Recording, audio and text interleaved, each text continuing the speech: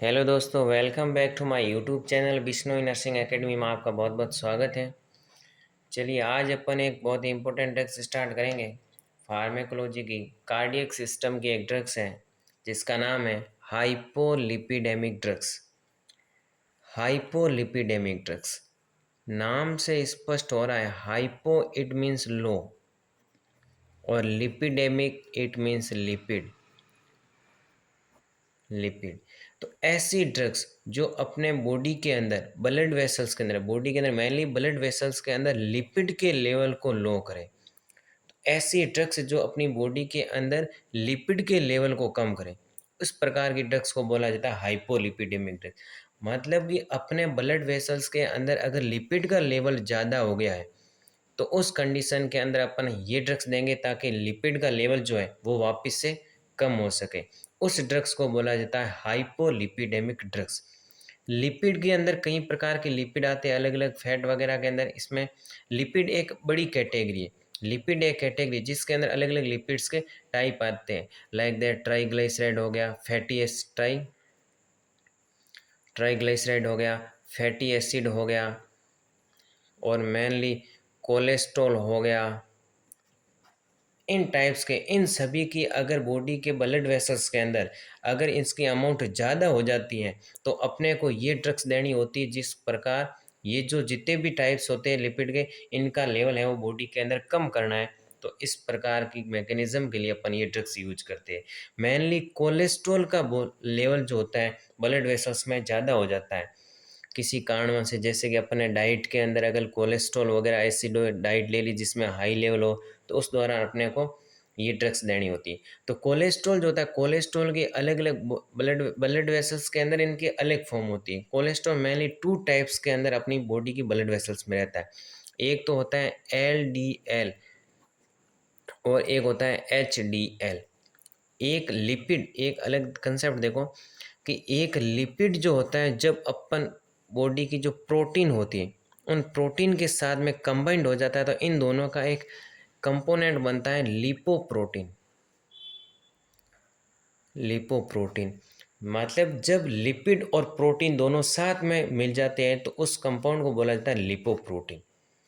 तो अब कोलेस्ट्रॉल देखो, कोलेस्ट्रॉल अपनी बॉडी के अंदर दो फॉर्म के अंदर रहता है। एक तो होता है LDL जिसको बोला जाता है लो डेंसिटी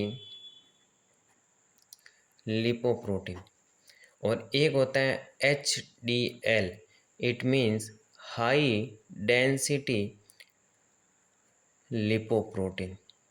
ठीक है, एक तो लो डेंसिटी लिपोप्रोटीन, एक हाई डेंसिटी लिपोप्रोटीन। अब लो डेंसिटी लिपोप्रोटीन जो होता है उसको बोला जाता है बैड कोलेस्ट्रॉल। ये अपनी ब्लड वेसल्स के लिए बैड कोलेस्ट्रॉल के नाम से जाना जाता है। और जो HDL जो होता है उसको बोला जाता है गुड कोलेस्ट्रॉल। अब गुड कोलेस्ट्रॉल और बैड कोलेस्ट्रॉल बोलने के पीछे क्या राज है, तो देखो लो डेंसिटी लिपोप्रोटीन जो होता है उसको तो बोला जाता है बैड कोलेस्ट्रॉल। अब इसको बैड कोलेस्ट्रॉल क्यों बोला जाता है, क्योंकि ये जो कोलेस्ट्रॉल वगैरह जो होते हैं वो अपने लीवर के अंदर सारे स्टोर फॉर्म के अंदर रहते हैं। इसके अंदर सिंथेसिस होते हैं, वहीं पर स्टोर रहते हैं। तो अगर ये जो लो डेंसिटी लिपोप्रोटीन जो होता है ये वहाँ से लीवर से निकल करके ब्लड वेसल्स के अंदर आ जाता है। ये है ब्लड वेसल्स, तो इन ब्लड वेसल्स के अंदर आ जाता है कौन, लो डेंसिटी। तो ये लीवर है, इस लीवर से निकल के ये इस ब्लड वेसल्स के अंदर आ गया। अब इस ब्लड वेसल्स के अंदर ये जो है वो एक्यूमुलेशन हो जाएगा। मतलब कि यहाँ पर जैसे कि प्लेग का फॉर्मेशन कर दिया, प्लेग का फॉर्मेशन कर दिया। प्लेग का फॉर्मेशन कार्डियक की कौन सी डिजीज में होता है, एथेरोस्क्लेरोसिस। तो एथेरोस्क्लेरोसिस के अंदर ये प्लेग का फॉर्मेशन हो जाता है जिसके अंदर प्लेग के अंदर क्या होता है, मेनली लो डेंसिटी लिपोप्रोटीन हो गया। इसके अलावा जो WBC का है हो गया, ये हो गया। इसके अलावा जो डेब्रिस वगैरह हो गया, बैक्टीरियल होगा, इन सभी का प्लेग का फॉर्मेशन होता है। उस कंडीशन को बोला जाता है एथेरोस्क्लेरोसिस। तो लिपोप्रोटीन जो होता है लो डेंसिटी, ये लीवर से निकल के ब्लड वेसल्स के अंदर आ जाता है और ब्लड वेसल्स के अंदर एक्यूमुलेशन हो गया। अगर ब्लड वेसल एक्यूमुलेट हो गया तो अपनी बॉडी के लिए हार्मफुल इफेक्ट है, क्योंकि ये ब्लड फ्लो को क्या करेगा, ऑब्स्ट्रक्ट देगा, अल्टरेट करेगा। क्योंकि ब्लड फ्लो है वो नियमित रूप से यहाँ से हो रहा था रेगुलर रूप में, लेकिन अब ये क्लोट का, अब ये जो लो डेंसिटी लिपोप्रोटीन का प्लेग का फॉर्मेशन होगा तो अब ये रेगुलर नहीं होगा, तो अपनी बॉडी के लिए बैड कोलेस्ट्रॉल हुआ। अब हाई डेंसिटी लिपोप्रोटीन जो होता है उसको गुड कोलेस्ट्रॉल बोला जाता है, क्योंकि ये क्या करता है, अपनी जो ब्लड वेसल्स के अंदर जो भी एक्स्ट्रा लिपिड है, जो भी अपनी ब्लड वेसल्स के अंदर जो एक्स्ट्रा लिपिड है, उस एक्स्ट्रा लिपिड को ये अपने साथ में लीवर के पास में लेके जाएगा, ब्लड वेसल से निकाल के लीवर के पास में लेके जाएगा और लीवर के अंदर फिर ये स्टोर करेगा। तो एक्स्ट्रा जो ब्लड वेसल्स के अंदर लिपिड पड़ा था, उसको इसने हाई डेंसिटी लिपोप्रोटीन अपने साथ में लीवर के पास में लेके चला गया। तो लीवर के पास में लेके चला गया तो लीवर के अंदर स्टोर कर दिया, मतलब ब्लड वेसल्स के अंदर इसका अमाउंट कम हो गया। तो ये अपनी बॉडी के लिए गुड हुआ, क्योंकि ये प्लेग का फॉर्मेशन नहीं करवाएगा, क्योंकि लो डेंसिटी लिपोप्रोटीन तो ब्लड वेसल्स के अंदर लिपिड को ला रहा था, इसीलिए ये क्या बोल रहा था, इसीलिए उसको बैड कोलेस्ट्रॉल बोला। लेकिन गुड कोलेस्ट्रॉल क्यों बोला जाता है, क्योंकि ये लिपिड जो था, एक्स्ट्रा जो लिपिड ब्लड वेसल्स के अंदर था, उसको ये लीवर के अंदर लेके जा रहा है। तो लीवर के अंदर लेके जा रहा है तो लीवर के अंदर स्टोर करेगा, और लीवर के अंदर स्टोर करेगा तो अपनी ब्लड वेसल्स के लिए ये हार्मफुल नहीं होगा। तो इसीलिए इसको बोला जाता है गुड कोलेस्ट्रॉल। तो ये हाइपोलिपिडेमिक जो ड्रग्स होती, ये इस बैड कोलेस्ट्रॉल के लेवल को तो कम करेगी और इस गुड कोलेस्ट्रॉल के लेवल को बढ़ाएगी, क्योंकि ये तो अपनी बॉडी के लिए बेनिफिट है, क्योंकि ये तो क्या करता है, यहाँ से ब्लड वेसल से लेकर के लीवर के पास में ले लेता है। लेकिन अगर बॉडी के अंदर लो डेंसिटी लिपोप्रोटीन का लेवल ज़्यादा हो गया तो प्लेग का फॉर्मेशन हो जाएगा और वो ब्लड सर्कुलेशन को अफेक्ट करेगा। तो हाइपोलिपिडेमिक जो ड्रग्स होती हैं वो अपने जो लो डेंसिटी लिपोप्रोटीन लेवल को तो कम करती हैं, और जो हाई डेंसिटी लिपोप्रोटीन है उसके लेवल को बढ़ाता है। अब इनको बढ़ाता है क्योंकि इनके पीछे ये रीज़न है, ये गुड होता है अपनी बॉडी के लिए, ये बैड होता है। तो अब अपन देखते हैं हाइपोलिपिडेमिक ड्रग्स। हाइपोलिपिडेमिक जो ड्रग्स होती हैं, तो मैं यहाँ लिख सकता हूँ कि these drugs and agent used in the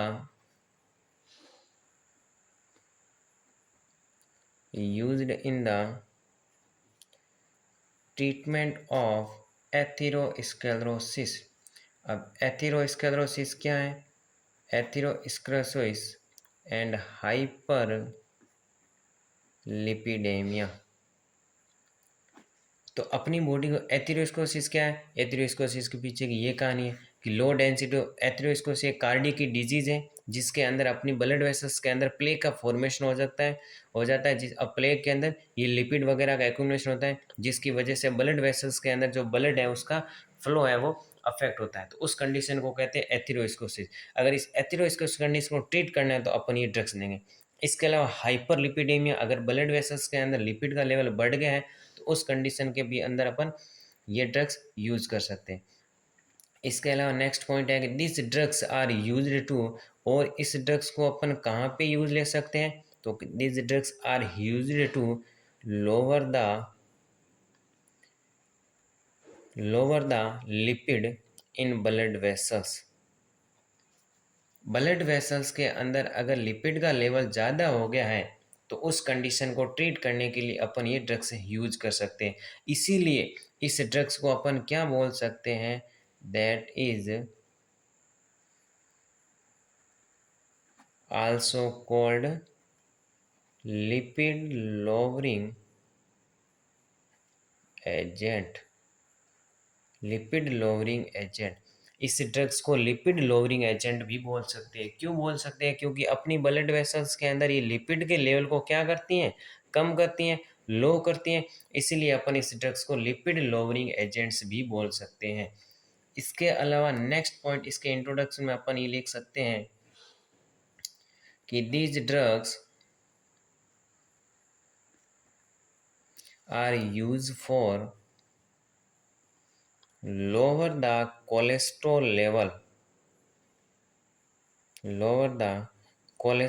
level in body। अगर बॉडी के अंदर कोलेस्ट्रॉल का लेवल को लो करना है तो अपन ये ड्रग्स यूज लेंगे, क्योंकि लोअर कोलेस्ट्रॉल की दो फॉर्म होती हैं, एक तो एलडीएल और एक एचडीएल। तो ये कोलेस्ट्रॉल के लेवल को लो करना है तो भी अपन ये हाइपोलिपिडेमिक ड्रग यूज कर सकते हैं। तो ये था इसका इंट्रोडक्शन। अब स्टार्ट करते हैं इसका क्लासिफिकेशन कि इस केस के अंदर कौन कौन सी ड्रग्स आती हैं जो अपन हाइपोलिपिडेमिक के अंदर पढ़ते हैं। तो इसका फर्स्ट क्लासिफिकेशन है HMG को एंजाइम्स रिडक्टेज इनिबिटर।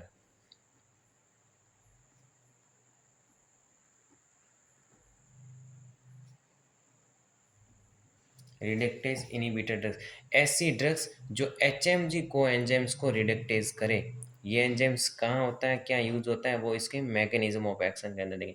अभी तक केवल यह याद रखो कि इसके अंदर क्लासिफिकेशन के अंदर सबसे फर्स्ट ड्रग्स आती है, वो आती है एचएमजी को एंजाइम्स रिडक्टेज इनहिबिटर ड्रग्स, जिसके अंदर ड्रग्स आती हैं एटोरवास्टाटिन, एक आती है फ्लूवास्टाटिन, इसके अलावा एक आती है रोसुवास्टाटिन, एक आती है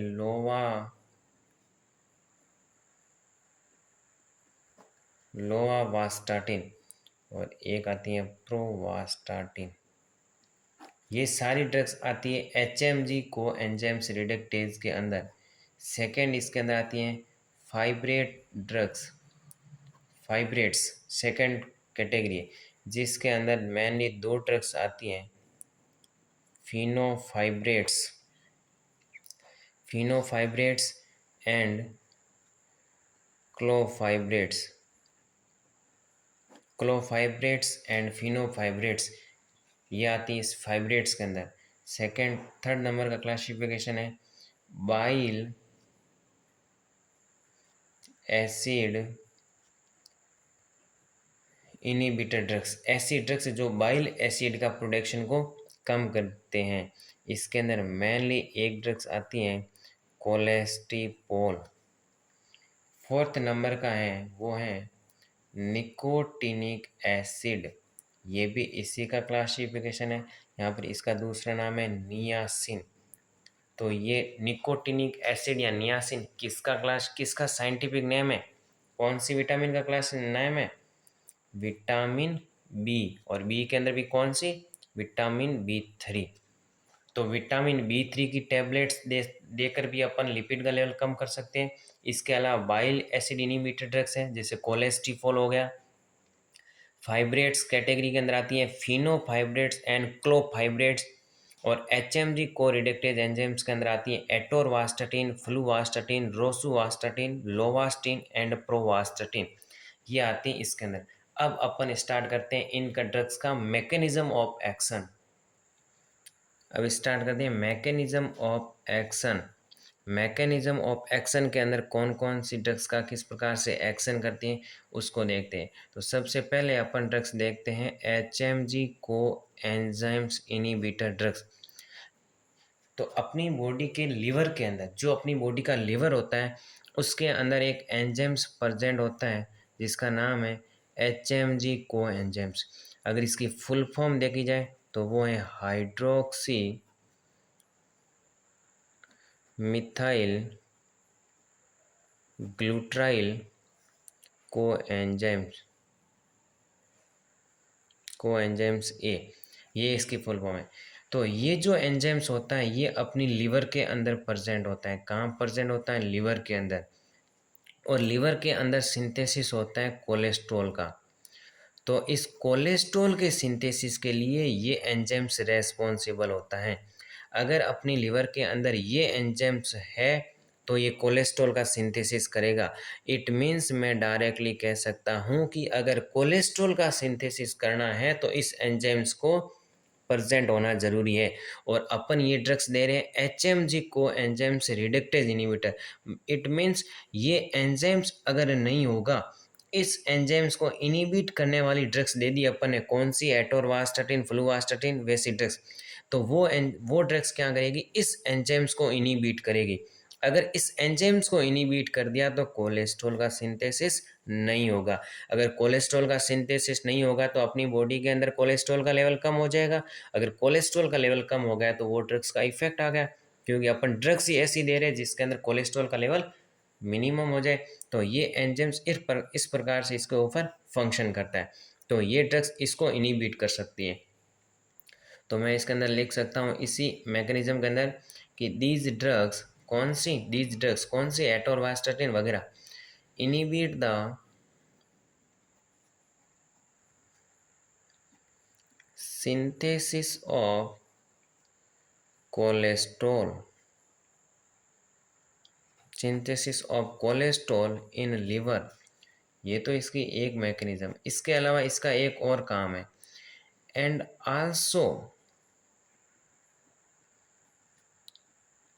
inhibit the transfer of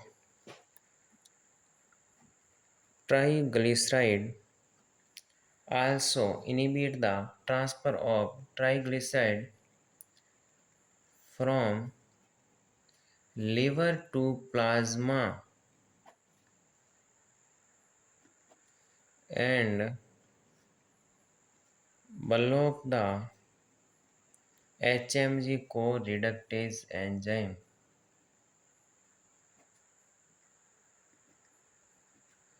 coenzyme in liver and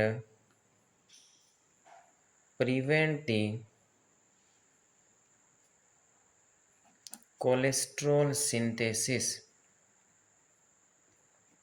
तो ये ड्रग्स क्या करेगी, एक तो कोलेस्ट्रॉल के सिंथेसिस को रोकेगी, कैसे कि एचएमजी एंजाइम्स को इनहिबिट करके। दूसरा इसका काम होता है कि लिवर के अंदर एक लिपिड की कैटेगरी है ट्राइग्लिसराइड। ये ट्राइग्लिसराइड जो होता है वो ब्लड वेसल्स के अंदर जाके फ्री फैटी एसिड के अंदर कन्वर्ट होता है। किसकी सहायता से, एचएमजी कोएंजाइम्स की सहायता से। अगर एचएमजी कोएंजाइम्स है तो ट्राइग्लिसराइड फ्री फैटी एसिड में कन्वर्ट होगा और ये फ्री एसिड जाकर के वापस ब्लड वेसल्स को डैमेज करेगा, उसके अंदर जाकर के ऑब्स्ट्रक्शन देगा। तो अपन ड्रग्स दे देंगे कि एचएमजी कोएंजाइम्स नहीं बढ़े तो ये फ्री फैटी नहीं बढ़ेगा, फ्री फैटी एसिड नहीं बढ़ेगा तो अपनी बॉडी के ब्लड वेसल्स में ऑक्लूटेड नहीं आएगा। तो बात वही है कि अपनी बॉडी के अंदर इनडायरेक्टली रूप से कोलेस्ट्रॉल के लेवल को कम कर रहा है। इसके अलावा अपन सेकेंड ड्रग्स है निकोटिनिक एसिड। कि निकोटिनिक एसिड्स वाली जो ड्रग्स है, जो विटामिन B3 वाली ड्रग्स है, ये कैसे काम करती है, तो ये सेम काम करती हैं। ये जो ड्रग्स होती है, मैं लिखता हूँ इसके कि निकोटिनिक एसिड या नियासिन या फिर vitamin B3 is responsible for inhibit the nicotinic acid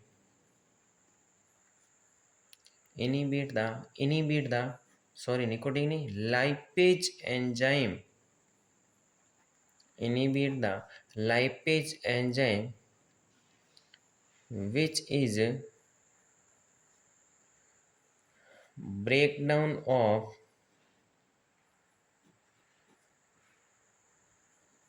triglyceride in fatty acid।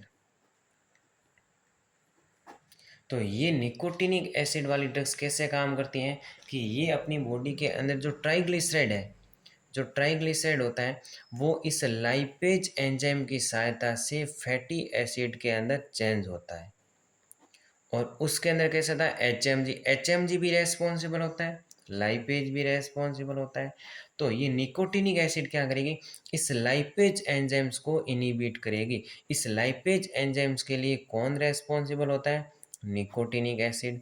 तो इनडायरेक्टली कह सकता हूँ नॉर्मल मैकेनिज्म का ट्राइग्लिसराइड होता है वो फैटी एसिड के अंदर कन्वर्ट होता है, किसकी सहायता से, लाइपेज की सहायता से। और ये लाइपेज कहाँ से आता है, निकोटिनिक एसिड की सहायता से। तो अगर ये निकोटिनिक एसिड में ड्रग्स नहीं दूं तो बॉडी के अंदर लाइपेज का कमी हो जाएगी, लाइपेज नहीं बढ़ेगा, लाइपेज नहीं बढ़ेगा तो ट्राइग्लिसराइड फैटी एसिड में कन्वर्ट नहीं होगा और फैटी एसिड नहीं बढ़ेगा तो ब्लड वेसल्स के अंदर लिपिड का लेवल कम हो जाएगा। तो इनडायरेक्टली रूप से ये भी ड्रग्स क्या करती है, लिपिड के लेवल को कम करती है।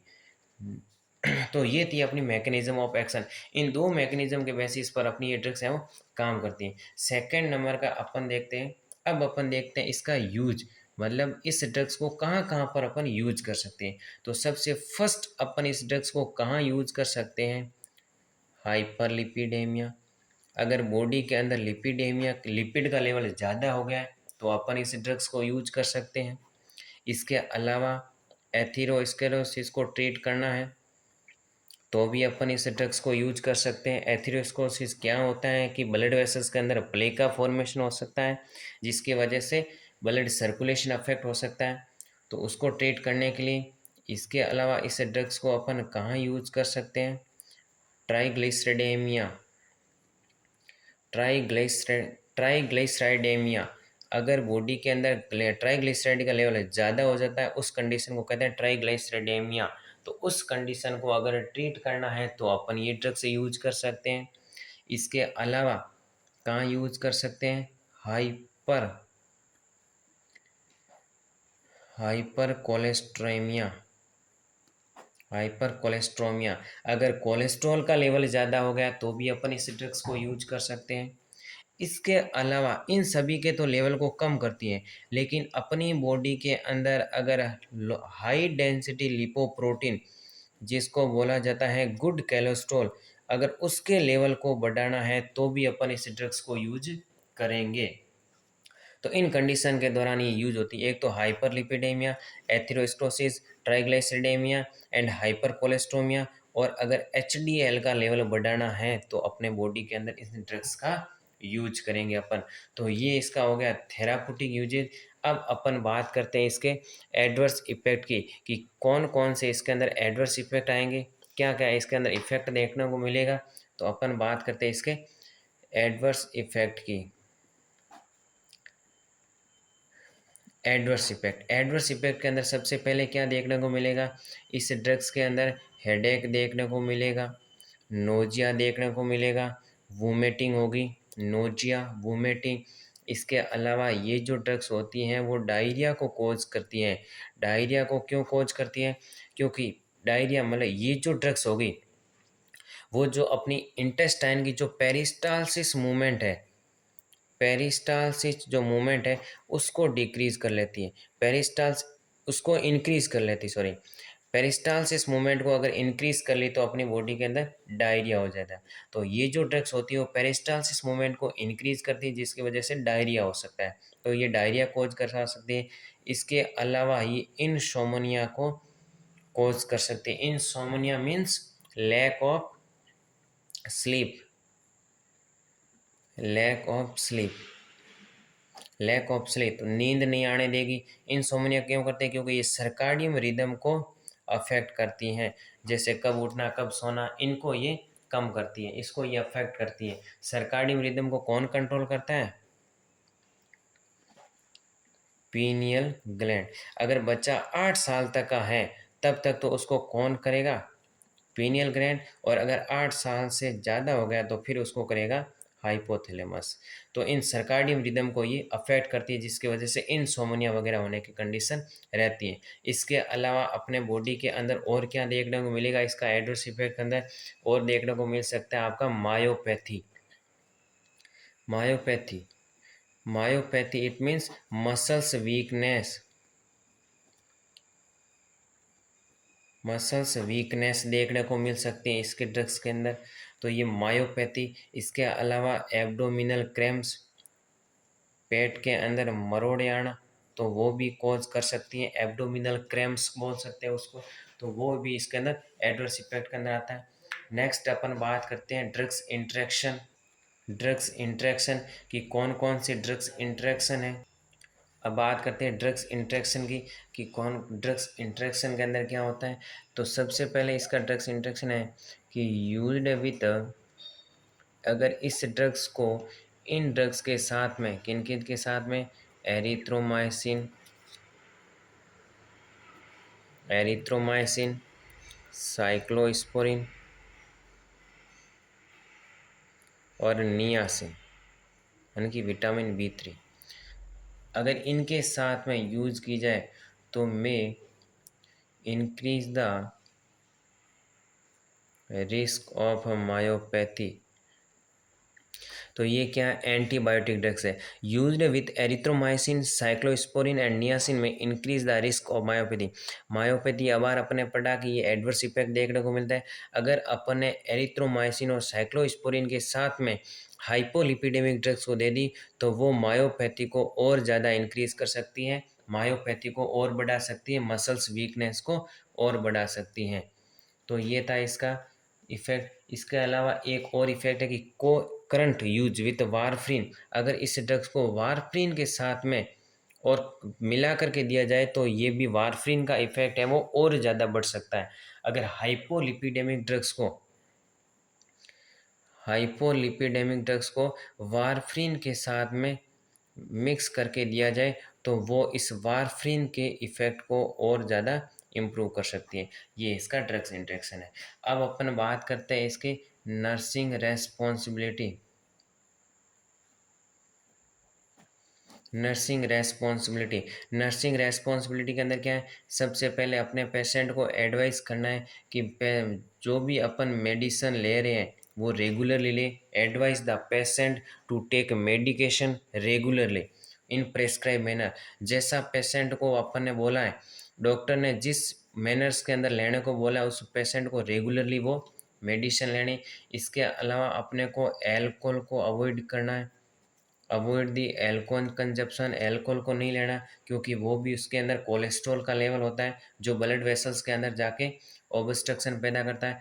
इसके अलावा इस ड्रग्स को देने से पहले अपने को monitor the KFT and LFT।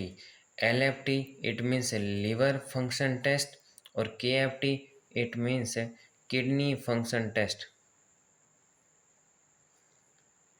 और liver function test, KFT and LFT। तो इन दोनों को अपने को असेस करना है क्योंकि अगर लिवर के द्वारा ये ड्रग्स क्या होगी, मेटाबॉलिज्म होगी। तो अगर लिवर डैमेज है तो ये ड्रग्स मेटाबॉलिज्म नहीं होगा, तो अपने को लिवर फेलियर वाले पेशेंट को नहीं देनी। और किडनी के थ्रू इस ड्रग्स का क्या होगा, एक्सक्रिएशन होगा। अगर किडनी खराब है तो इस ड्रग्स का एक्सक्रिएशन नहीं होगा। तो अपने को इन ड्रग्स को देने से पहले ये दोनों टेस्ट को अपने को मॉनिटर करना है। इसके अलावा अपने को और क्या मॉनिटर करना है, monitor the fat soluble vitamin. Fat soluble vitamin को मॉनिटर करना है, ब्लड के अंदर कितना लेवल है, क्योंकि फैट सोल्यूबल विटामिन जो होती है कौन कौन सी होती है, विटामिन ए, डी, ई और के, ये 4 फैट सोल्यूबल विटामिन होती है। इट मीन्स जब फैट होगा अपनी बॉडी के अंदर, लिपिड होगा, तब ये विटामिन है वो उसके अंदर सोल्यूबल होगी और काम करेगी, अपना इफेक्ट शो करेगी। अगर फैट नहीं है तो इनका डिजोल्यूशन नहीं होगा, ये उसके अंदर सोल्यूबल नहीं होगी। तो अब क्योंकि अपन ड्रग्स कौन सी दे रहे हैं, फैट के लेवल को कम करें, लिपिड के लेवल को कम करें। लिपिड का लेवल अगर बहुत ज़्यादा कम हो गया तो इन ड्रग्स का, इन विटामिन का इसके साथ में सोल्यूबल नहीं होगा। अगर सोल्यूबल नहीं होगा तो इसका इफेक्ट कम हो जाएगा। तो इसलिए अपने को ये असेस करना है कि इन विटामिन का लेवल कम नहीं हो जाए, फैट सोल्यूबल विटामिन को असेस करते रहना। इसके अलावा अपने को जो पेशेंट के अंदर एडवर्स इफेक्ट है, उन एडवर्स इफेक्ट को रेगुलरली मॉनिटर करते रहना है। Advise the patient to any adverse effect and in immediately, अगर कोई कॉम्प्लिकेशन आ रहा है, सीवियर कोई एडवर्स इफेक्ट आ रहा है, तो तुरंत अपने को फिजिशियन को कॉन्टैक्ट करना है। इसके अलावा अपने को पेशेंट को डाइटरी प्लान के रिलेटेड उसको एजुकेट करना है, educate the patient related to dietary plan. और इसके अलावा पेशेंट को साइकोलॉजिकल सपोर्ट देनी है और पेशेंट को रूट ऑफ ड्रग्स के कौन से रूट से देनी है, कौन से टाइम में देनी है, कितने टाइम लेनी है, उन सभी के बारे में पेशेंट को एक्सप्लेनेशन करना। ये थी पूरी। इसके अलावा एक छोटा सा टॉपिक कॉन्ट्रा इंडिकेशन आता है कि इस ड्रग्स को कहाँ कहाँ पर नहीं देना है। सबसे पहले इस ड्रग्स को प्रेग्नेंट लेडी के अंदर नहीं देना है और एक लैक्टेटिक लेडी के अंदर नहीं देना है, क्योंकि उनके अंदर क्या शो कर सकते हैं, टेरेटोजेनिक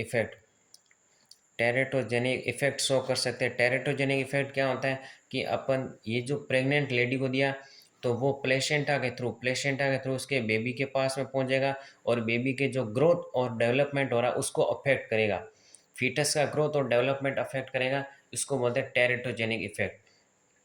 इसके अलावा अगर उस पेशेंट का लीवर और रीनल डिसफंक्शन है तो भी उस पेशेंट को नहीं देना है। क्यों नहीं देना है, क्योंकि लीवर के द्वारा मेटाबॉलिज्म होगा, इसीलिए तो अपन KFT और LFT कर रहे थे पहले। और अगर उसका रीनल डिसफंक्शन है तो भी उस पेशेंट को नहीं देना, क्योंकि रीनल के थ्रू वो एक्सक्रेट आउट होगी। तो और इसके अलावा अपने को और कौन से पेशेंट को नहीं देना है, अगर इस ड्रग्स के किसी को हाइपर सेंसिटिविटी है, मतलब कि इस ड्रग्स से अगर किसी को एलर्जी है तो भी उस पेशेंट को अपने को ये ड्रग्स नहीं देनी। तो ये थे इसके कॉन्ट्रा इंडिकेशन, ये था इस ड्रग्स का nursing responsibility and drugs interaction. तो बहुत ही इंपॉर्टेंट ड्रग्स है। हाइपोलिपिडेमिक ड्रग्स कब यूज करते हैं, जब अपनी बॉडी के अंदर लिपिड का लेवल ज़्यादा हो जाए तब यूज करते हैं।